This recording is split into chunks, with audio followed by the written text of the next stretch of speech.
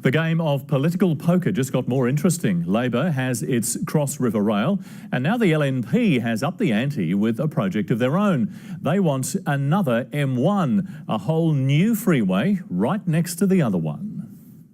With this many seats up for grabs between Brisbane and the Gold Coast, the LNP needs something to win votes in all of them, something that will clear the road for them all the way into government. So what we need now is to work on a vision for the second M1. This is where they'd build the M1 MkII, 37 kilometres between Stapleton Jacobs Well Road and Nerang Broadbeach Road, land already set aside, called the Intra-Regional Transport Corridor.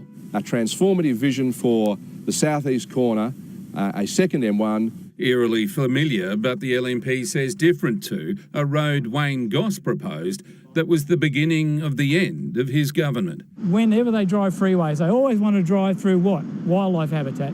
The last few remnants we got, they always want to stick it there. The LNP says it'd cost only $500 million. The Premier says... Well, they'll have to say what assets they plan to sell to do that. The government likes reminding voters about the old LNP, especially now the New South Wales government is having so much trouble after selling off its electricity network. They were paid money by Malcolm Turnbull and Tony Abbott to sell those assets. And now it appears that Malcolm Turnbull wants to pay the companies to bring the assets back.